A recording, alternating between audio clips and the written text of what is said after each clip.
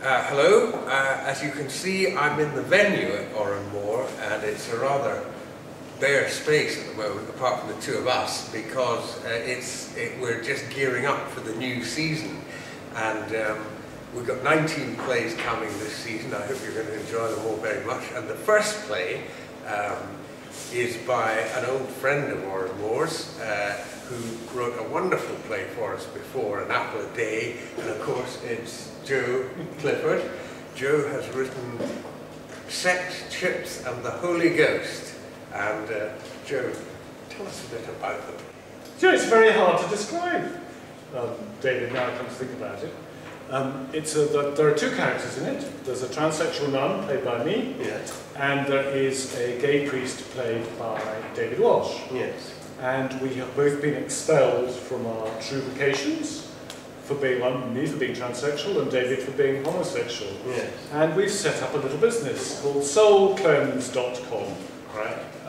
And we've won the contract to cleanse this establishment from the evil influences that surround it. And I'm making it sound as if it's just a sort of a kind of a bit of a laugh, really, which in a way I hope it is. I hope it's very entertaining, but as it goes on, I hope it turns into something rather magical and rather tender and rather surprising. Yes. It's rather beautiful. Well, I hope so. I hope it'll be beautiful, yes. I mean, I think I want plays that are very rich. I love plays that are very funny. I love plays that are very moving. I love plays that have got a really strong intellectual content. I mean, in this case, it's about the banking system and gay marriage, and I think it's quite I hope it's quite a strong attack against, because the churches have behaved, all the churches have behaved really disgracefully lately in this issue of gay marriage, in a way that makes me quite cross. So there's a certain amount of anger in the play, but at the same time, I'd love it to be tender and playful and a lot of fun to see. The suggestion has been made to me, which I have rebutted, that the play is anti-Catholic. Oh, I wouldn't say that at all. I mean, the strange thing is, I mean, I have been accused of being anti-Catholic in the past. I mean, I've had demonstrators outside the theatre where I was performing on the grounds that I was anti-Catholic or that I wanted to mock the church, and I don't want to do that at all. I mean, the irony of all this is that I do believe that there is a strong spiritual dimension to our lives, and I think it's a duty of theatre to explore that and celebrate it. Certainly the duty of the churches to do that. The sadness is that the churches are not doing a very good job of it, I don't think.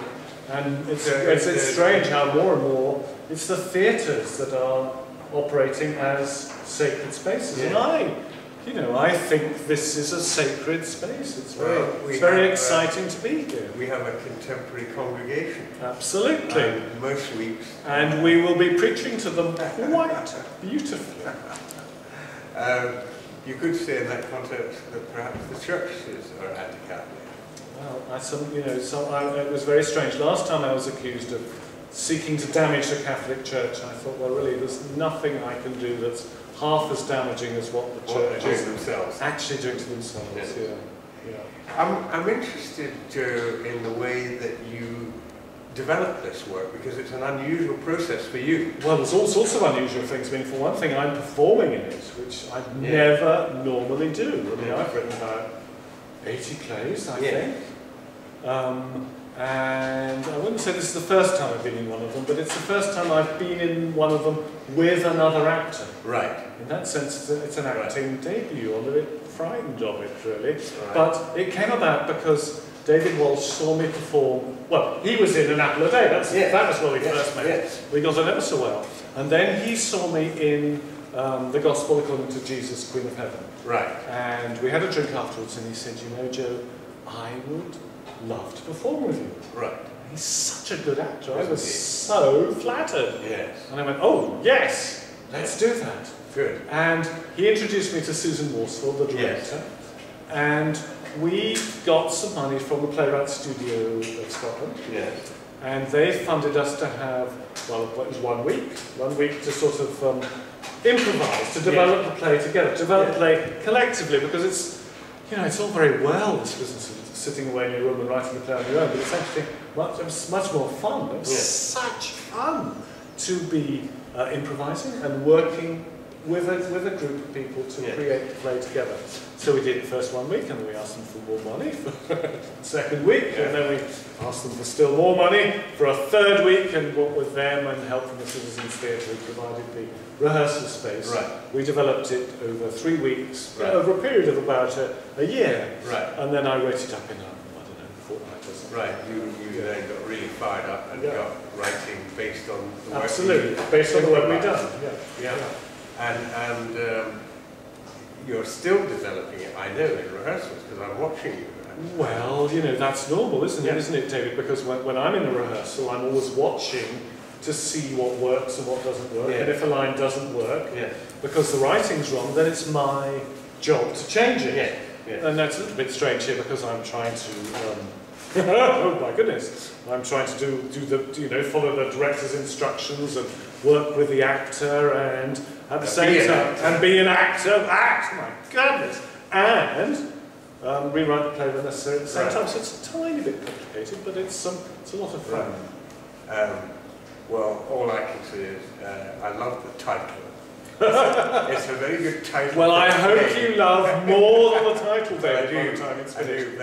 I think when you're starting a season and you want to get people in quickly, sex, chips, and the Holy Ghost. Well, you see, that really answers the first question you asked me, because it's about sex, it's about human love, and the sacredness of human love, but also about just the sacredness of the mundane, the sacredness of daily life, the sacredness of the pleasure of eating a bowl of chips with a very dear friend.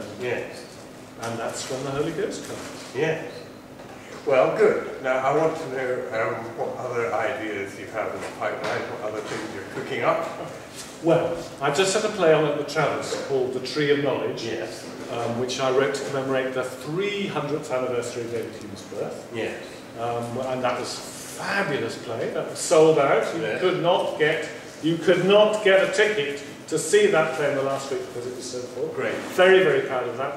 I'm hoping that gets put on again. Good. And also, perhaps come back to the Edinburgh Festival. Well, who knows? As I say, we'll have to wait and see. Come to Glasgow? Lovely. I'd love it to be back at the Edinburgh Festival. I would love it to be seen in Glasgow, because I think the people of Glasgow would love it. Good. And I'm also I'm starting to bring back Jesus, Queen of Heaven. I'm performing that in Brighton in April. At the festival? No, it's a sort of pre-festival event, as far as I can tell.